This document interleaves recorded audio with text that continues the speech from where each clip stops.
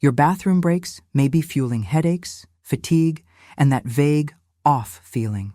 Ignoring the color, smell, and timing of your urine quietly raises avoidable health risks. Stay with me. I'll deliver a clear, safe way to read the signs and make simple fixes. If your body sent you a daily status report, it wouldn't arrive by email. It would show up quietly, in the most ordinary place, the bathroom. I didn't believe that at first. I was moving through typical busy American days. Large drive-through coffees, a tall bottle of flavored seltzer always within reach, quick lunches built around salty chips and a deli sandwich, evening emails with a diet soda for focus. I felt functional, but the bathroom kept handing me clues. Shifts in color, a stronger smell in the morning, a rhythm that didn't match what my body actually needed. Once I decided to pay attention, the pattern was impossible to unsee. Here's the simple truth. Color, smell, and timing are 3 codes you can learn to read without a lab or a test kit. You don't need perfect memory, and you don't need to obsess. You need a curious eye and a willingness to make small changes that stick. This is not about diagnosing diseases at home or replacing professional care. It's about noticing practical signals early, signals that often respond to straightforward habit tweaks. When those signals don't improve, that information becomes incredibly useful to share with a clinician. Let's talk about color first, because it's the fastest code to read. Imagine a scale from lemonade to iced tea. When your urine resembles pale lemonade, you're usually in a comfortable hydration range. If it drifts toward deep amber, your body might be asking for consistent fluids, not a last-minute chug. And yes, some days your coffee or energy drink habits will trick you into thinking you're hydrated. Caffeine can send you to the bathroom while still leaving your body wanting actual water. On the flip side, crystal clear all day can mean you're overdoing it in a short window. Less common, but it happens when people slam huge bottles before and after a spin class and then forget the rest of the day. Smell adds a second layer. Morning odor is usually stronger because the urine is more concentrated after sleep, especially if dinner was salty or you stayed up late finishing a streaming series with a bowl of pretzels. After asparagus, a sulfur-like smell is normal. Multivitamins and high-protein shakes can create a vitamin-y or chemical note. What matters is persistence, without a simple explanation. If a sweet or unusually strong smell lingers even after you correct for hydration and food triggers, that's a nudge to get a qualified opinion rather than guessing. Timing is the rhythm section. A common pattern is 4-7 bathroom trips across a day, with a more concentrated first visit in the morning. That's not a rigid rule. It's a rough, real-life reference. If you're going every 20 minutes because you've been sipping cold brew like water, you're probably irritating your system more than helping it. If you realize it's 2 p.m. and you've only gone once, you may be underhydrating. Tiny adjustments, spacing water between coffees, placing a reusable bottle on your desk, planning a glass before each meal, change the rhythm without turning hydration into a chore. Because this is health, accuracy matters. Eyeballing quantities is fine for cooking, not for your body. When you prepare a simple hydration drink, measure, don't guess. If you add a pinch of salt after a sweaty workout, make it a small defined pinch, about 1/8 of a teaspoon, and skip added salt altogether if you're managing blood pressure or kidney issues. Natural doesn't mean unlimited or universally safe. The method and the dose make the difference. Here's how I folded these insights into real life. On Monday mornings, I used to grab a 20-ounce coffee and forget water until lunch. By noon, the color had marched straight toward amber, and the smell was noticeable. Now I start the day with a glass of water on the nightstand, take my coffee a bit later, and keep a liter bottle at hand. If I'm training or it's hot, I add food-based hydration. A bowl of watermelon, some orange slices, cucumber in a salad. Not glamorous, very effective. By early afternoon, color is back in the pale range, and the odor is neutral. No heroics, just steadiness. A few practical cues help you stay honest without turning into a bathroom detective. First, look once, then let it go. No need to check obsessively. Second, link water to a habit you already have, after brushing teeth, after each meeting, or when you step back from your laptop. Third, use the 2-glass rule. If you notice dark amber midday, Pause and drink 2 modest glasses of plain water over 20-30 minutes, then return to your routine. You've handled the signal, and you've done it kindly. There are also clear, do not ignore moments that deserve calm attention. Visible red that isn't explained by beets or food dye, cloudy urine with fever or burning, or persistent foam over multiple visits. Those are not situations to fix with tea, lemon, or a heroic hydration challenge. Those are moments to collect the facts and seek professional evaluation. The goal is not to worry. The goal is to be wise about which signals belong to everyday habits and which need expert eyes. All along, keep the spirit practical. You don't have to give up your favorite Americano, your afternoon iced tea, or Friday pizza night. You can layer better choices around them. A glass of water before the first sip of coffee, a piece of fruit with lunch, a pause to actually feel thirst before refilling a giant cup. Those micro moves produce visible changes fast. Color lightens. Smell normalizes. Timing finds a comfortable rhythm. And you enjoy your day without turning wellness into a second job. Before we dive deeper into the most visible code, yes, color, I'll leave you with a promise that keeps people engaged because it works. At the end of this journey, you'll get a 1-minute bathroom checklist that helps you notice what matters without stress, plus a simple hydration infusion you can prepare correctly and safely. It's inexpensive, it's practical, and it will make your daily status report much easier to read. The next tip is one of the most important, and ignoring it won't just limit your results. It may also bring unwanted side effects like fatigue or headaches from poor hydration practices. So approach it thoughtfully and keep your choices informed and balanced. You already know the bathroom can feel like a quiet dashboard. The easiest gauge on that dashboard is color. It's the fast, visual cue you can check in a second without turning health into homework. When I started comparing what I saw to how I'd eaten, hydrated, and moved, patterns emerged quickly. Long meeting days with back-to-back coffees, darker, summer afternoons with a big salad, watermelon, and a steady water bottle, lighter. It wasn't magic. It was daily physics, fluids, salts, timing. Picture a line from pale lemonade to iced tea. Staying in the pale lemonade zone most of the day usually means you're giving your body a steady supply of fluids and not driving it with roller coaster habits.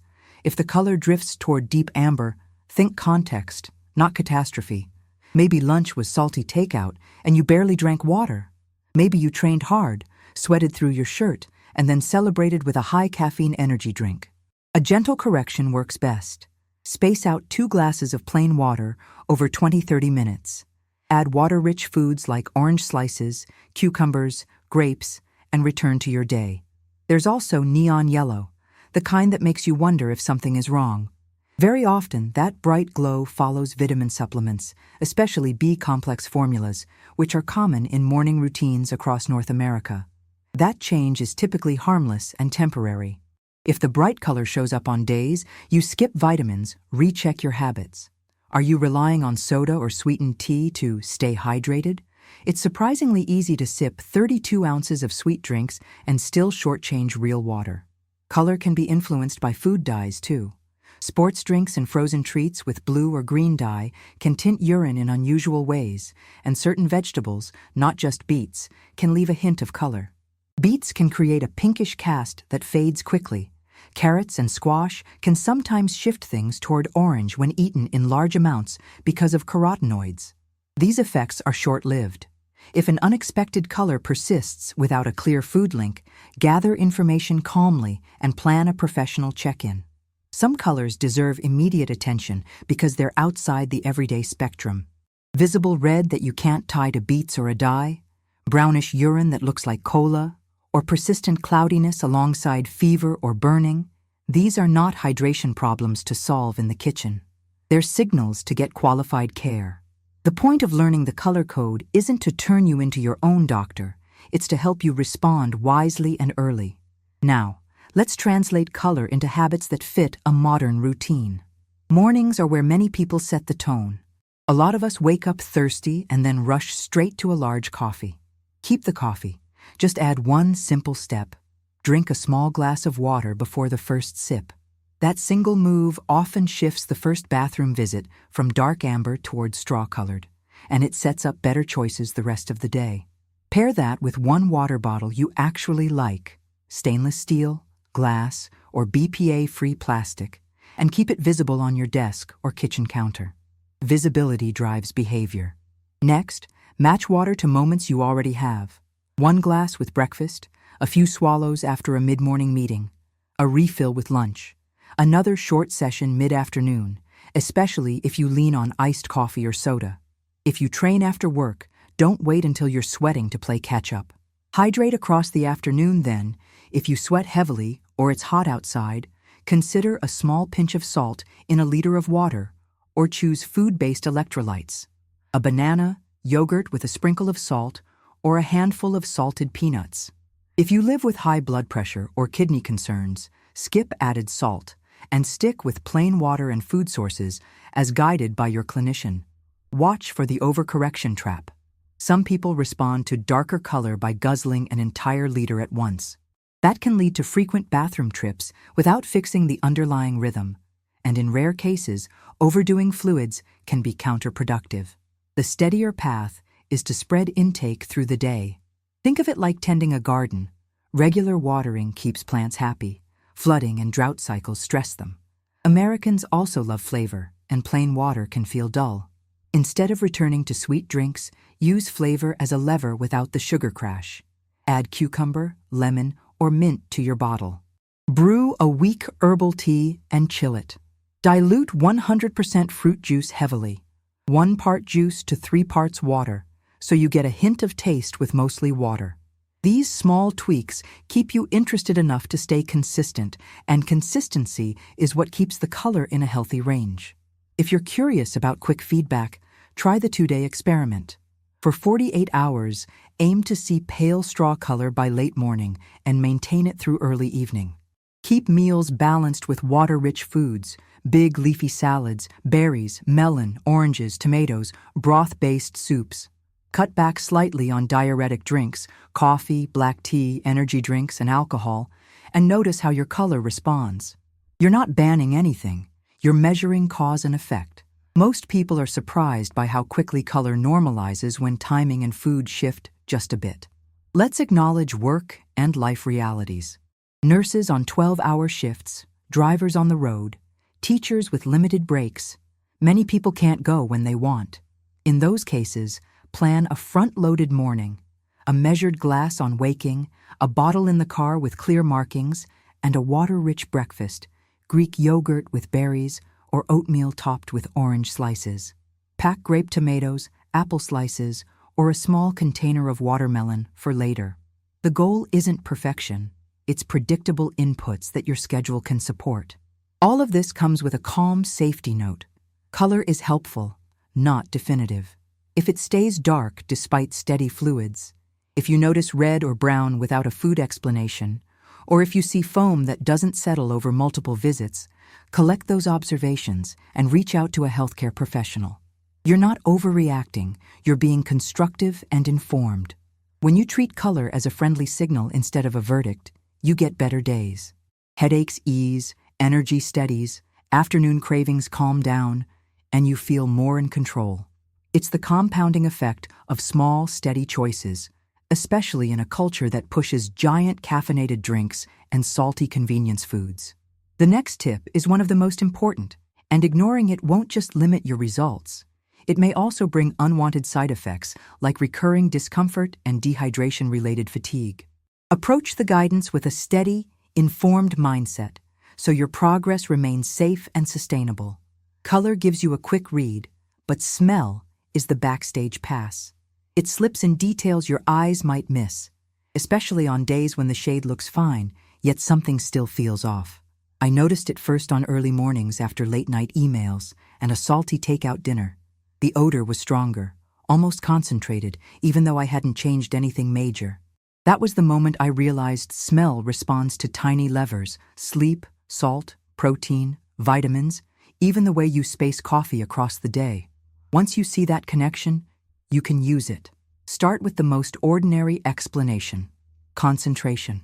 After several hours of sleep, urine is usually more condensed. A stronger morning odor by itself is common and often eases once you rehydrate. That's why a small glass of water on waking makes a noticeable difference long before breakfast. If you enjoy a large American-style coffee or cold brew, keep it. Just place water first in the lineup so your body doesn't mistake frequent trips to the bathroom for real hydration. Food leaves signatures. Asparagus is the classic example, and it can shift odor within hours. Garlic-heavy marinades at a backyard cookout, onions on a diner burger, or a generous serving of Brussels sprouts can also leave a temporary imprint. High-protein days, think gym session plus a post-workout whey shake and a big chicken salad, may add a sharper, vitamin-like scent. Multivitamins, especially B-complex formulas, can create a bright color and a medicinal note that fade as you dilute them with fluids. None of these are problems to solve. They're normal side effects to notice and contextualize. Patterns matter more than one-offs. If you pick up a sweet or fruity odor that lingers beyond food explanations, or a pungent smell paired with burning, fever, or back discomfort, that's not the time for home experiments. Make a brief note of what you observed, for how long, and what you tried, then seek qualified care. The goal is not to worry you, it's to keep you responsive, using smell as an early cue rather than a final verdict. There's a simple way to test whether odor is just about concentration. I call it the 10-minute reset. When you notice an unusually strong smell without a clear food link, drink a modest glass of water, go about your routine, and check again after the next urge, usually within 10-30 minutes. If the odor eases, you've likely solved a basic hydration gap.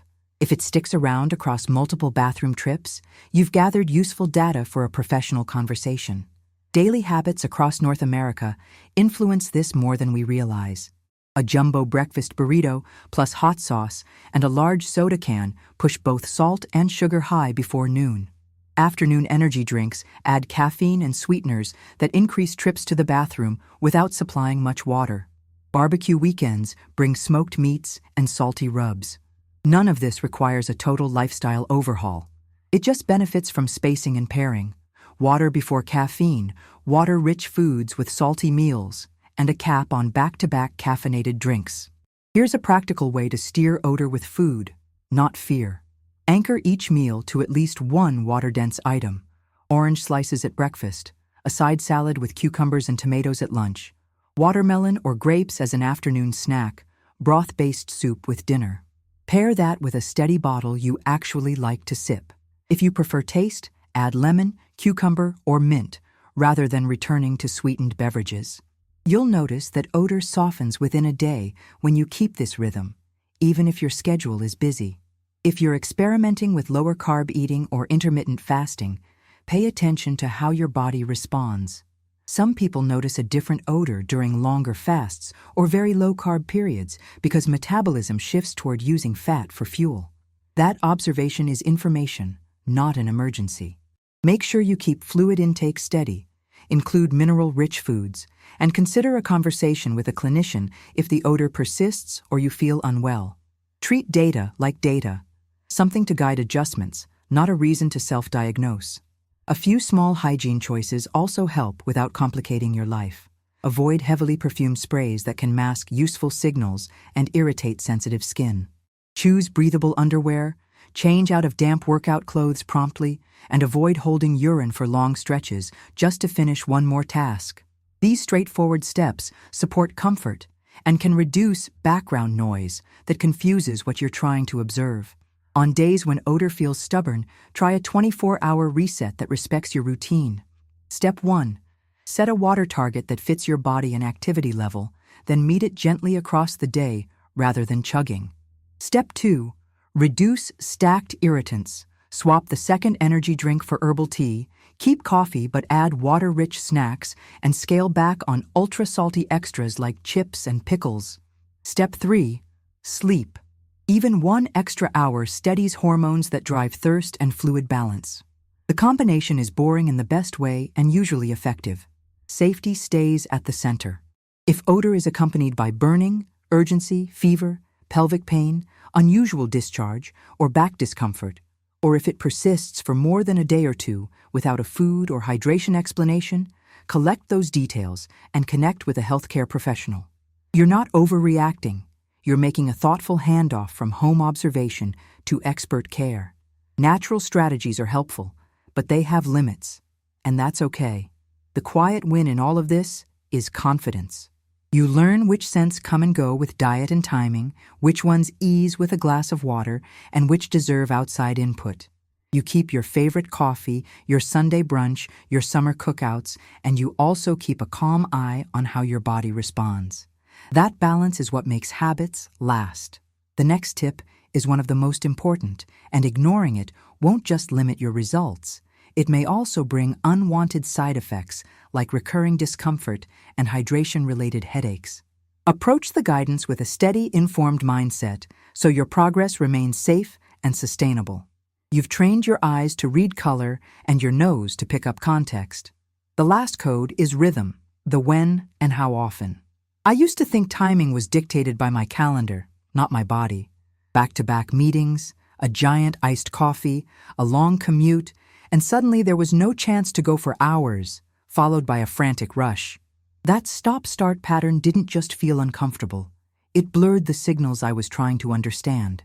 Once I started designing a kinder rhythm, the dashboard made sense again. Most people land somewhere around 4 to 7 bathroom trips spaced across a day, with the first one more concentrated after sleep. That's not a rule.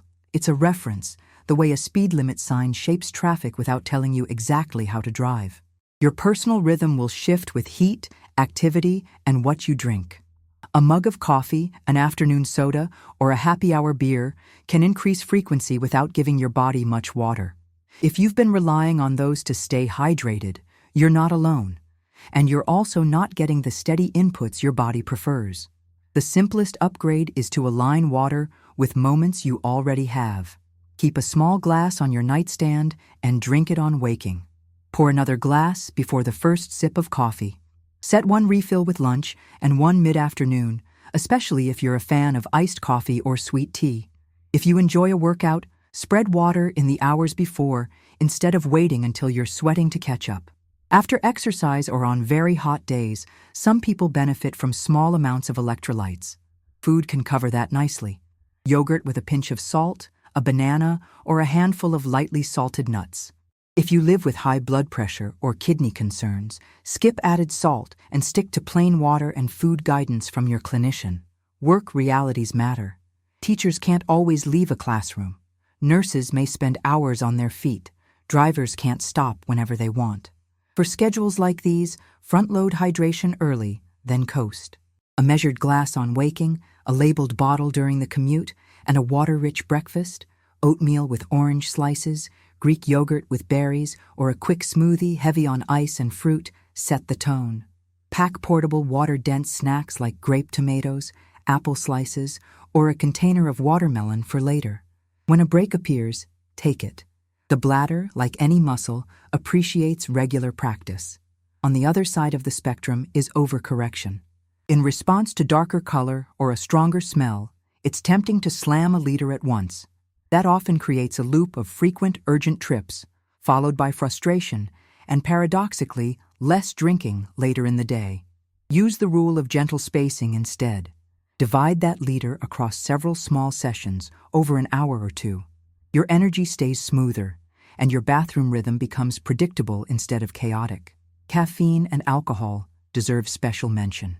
Coffee and black tea are part of the American day for a reason. They're enjoyable and, in moderation, can fit just fine.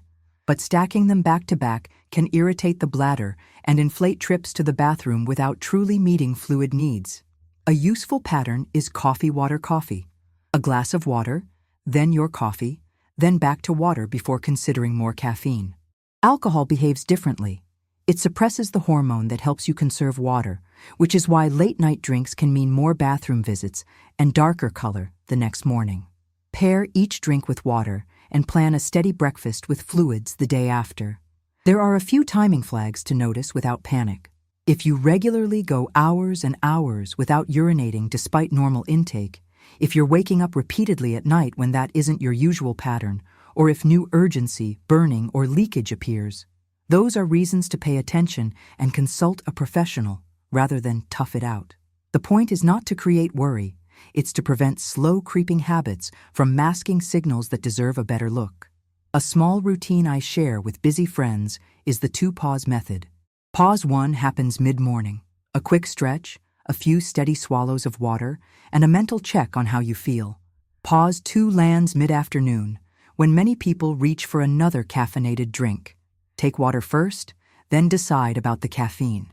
These pauses take less than a minute and often prevent both extremes, going too long without a break or overdoing fluids all at once. Evenings deserve intention. Drinking a large volume of water right before bed can interrupt sleep, which affects hormones that regulate thirst and fluid balance the next day. Shift more of your water earlier. Keep a small glass available with dinner, and if you're thirsty later, sip rather than chug. If nighttime bathroom trips are frequent and new, make a brief log for a few days, what you drank, when, and how often you woke, and share that pattern with a clinician. A short, clear record speeds good advice. Let's bring timing back to quality of life. When your rhythm is steady, you move through the day without bargaining with your bladder. Headaches are less likely to creep in from late-day dehydration. Afternoon cravings may quiet because you're not confusing thirst with hunger. Work becomes more focused. Exercise feels better. None of this requires a perfect plan, just a predictable one that respects your schedule and the signals you've learned to read. One last reminder keeps the system honest. Kindness beats perfection. If a hectic day throws your rhythm off, resist the urge to make up for it with extremes. Return to your anchors. Water on waking, a glass before coffee, steady sips with meals, and a short check-in during the afternoon. The consistency you build across ordinary days matters more than any single big effort. The next tip is one of the most important, and ignoring it won't just limit your results. It may also bring unwanted side effects like recurring discomfort and hydration-related fatigue.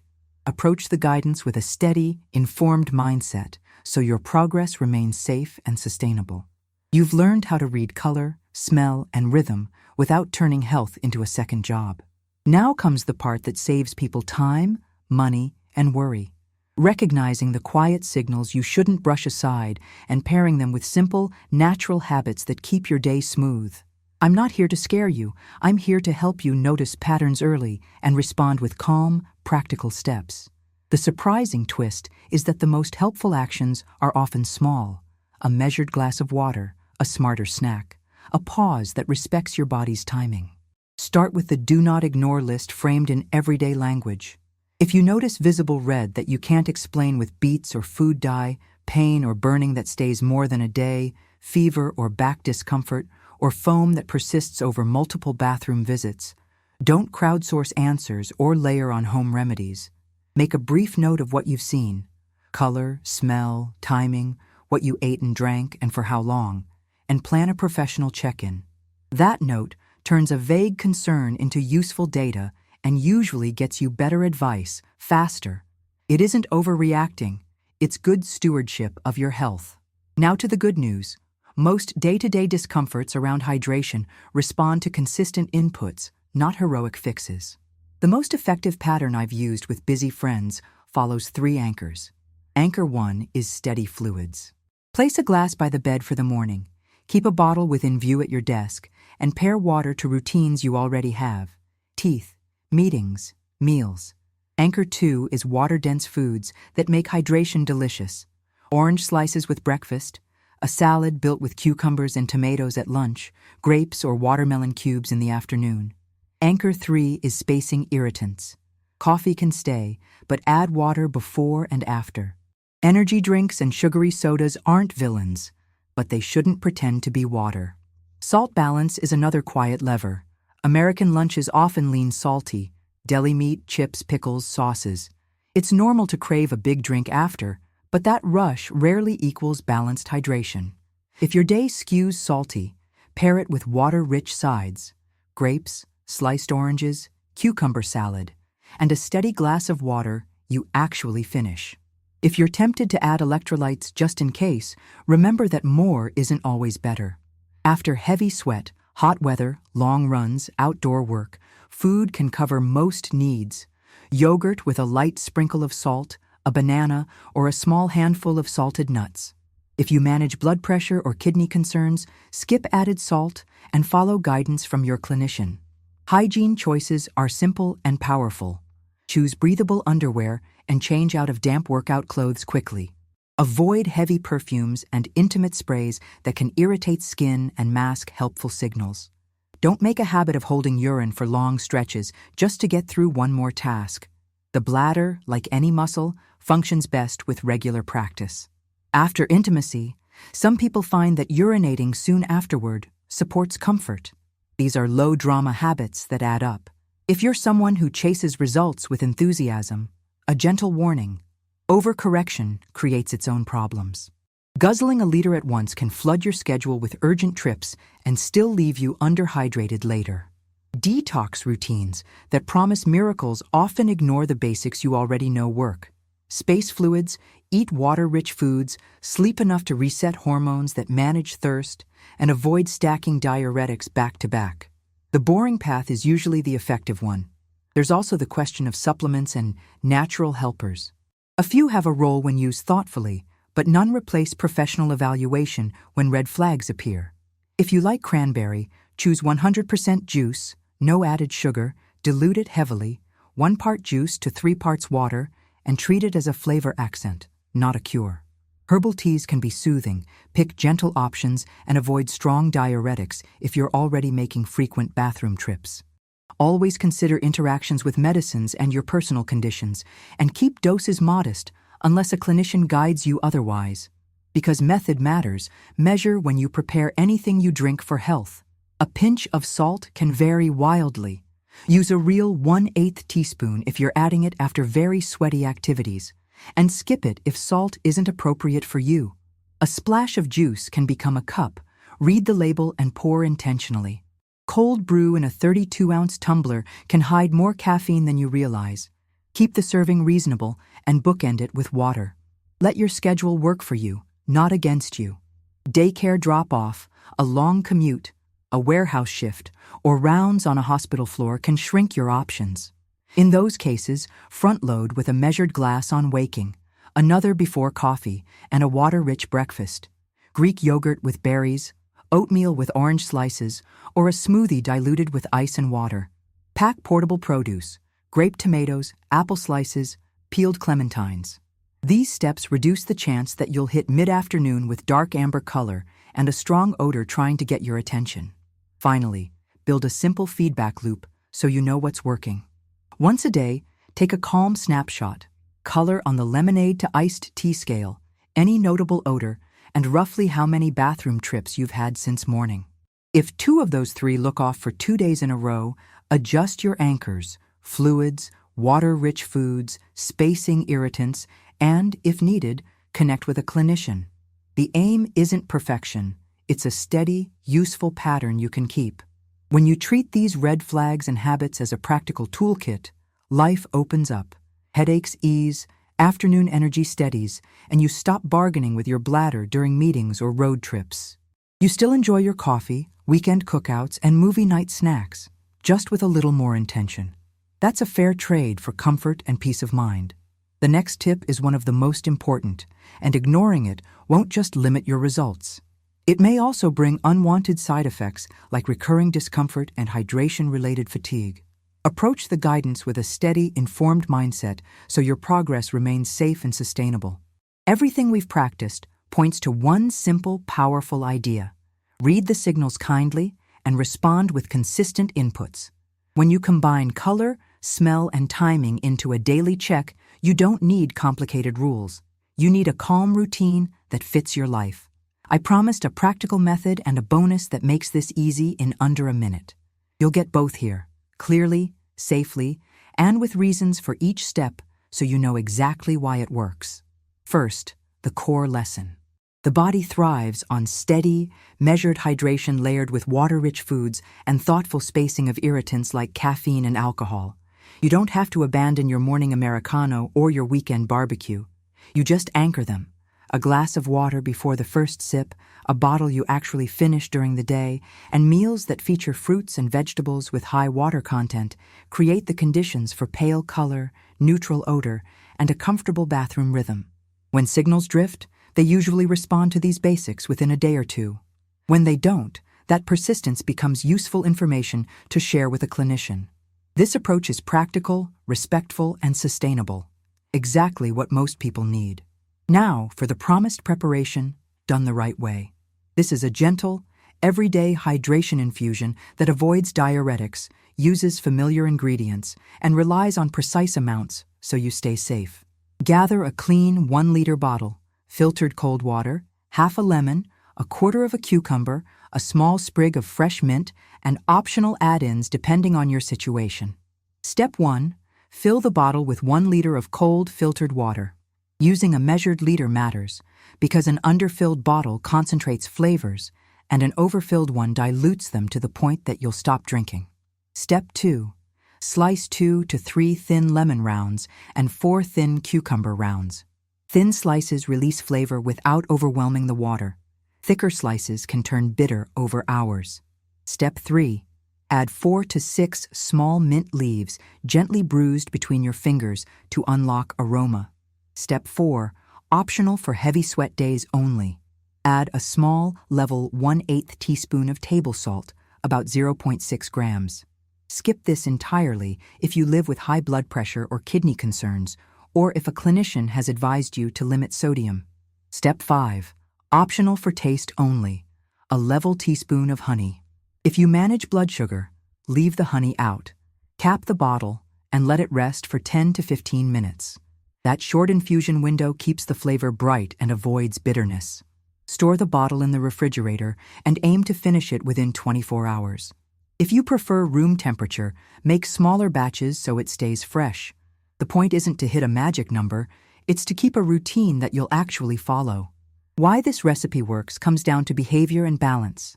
Lemon and cucumber keep flavor interesting, so you continue sipping. Mint provides a cooling aroma that makes water feel more satisfying. The tiny, measured salt option is there for people who sweat heavily in heat or lengthy workouts. Coupling small sodium amounts with real food, yogurt, a banana, or lightly salted nuts, usually covers what everyday life requires without buying expensive drinks. Because we're using precise amounts, we avoid the common mistake of a pinch that turns into 1.5 grams. If you enjoy the tartness of cranberry, there's a safe second option many find helpful. Choose a bottle labeled 100% cranberry juice, no added sugar. Combine 1 part juice with 3 parts water over ice. This produces a lightly flavored drink that's mostly water, gentle on the bladder for most people, and free from the large sugar load of a full glass of juice. If you're unsure which product to grab in a crowded grocery aisle, remember, the label should say 100% juice, not cranberry cocktail. Here's the 1-minute bathroom checklist I promised, the bonus that keeps everything simple. When you step in, do 3 quick checks. 1. Glance at color and place it on the lemonade to iced tea scale. If it's persistently dark over a day despite steady fluids, plan adjustments and take a note. 2. Notice smell. If it's strong, run the 10-minute reset. Drink a modest glass of water, continue your routine, and reassess on the next urge. If the odor persists without a food or vitamin explanation, mark that. 3. Track timing with a light touch. Have you gone at least 2 or 3 times by early afternoon without forcing it? If not, schedule gentle water breaks around meals and meetings. If 2 of the 3 checks are off for 2 days, adjust your anchors and consider a professional opinion, especially if pain, burning, fever, visible red, cola brown color, or persistent foam appears. To make the habit stick, build micro-rituals you actually enjoy. Keep a chilled bottle in the fridge next to cut fruit, so the choice is easy. Pair your morning email scan with the first glass of plain water. Put a reminder on your calendar at times you already pause, after your commute, after lunch, before your afternoon coffee. If you're on the road, pack a reusable bottle and plan a brief stop where you can refill. This isn't about perfection, it's about reliability. Let me close with encouragement. There's power in ordinary choices. When you treat your body with steady inputs, water you measure, foods that carry water naturally, rest that resets your system, you'll notice calmer signals and better days. And you'll have a clear plan for what to do when something feels different. That combination of awareness and action is what turns knowledge into health. If this guide gave you clarity, share it with someone who lives on coffee, likes a salty snack, or works long shifts with limited breaks. Tap like so the platform knows this kind of practical, no-nonsense health content matters. Subscribe for more step-by-step tools you can put to work the same day. Your attention to small details is already paying off, and I'm proud of the way you're learning to read your body kindly.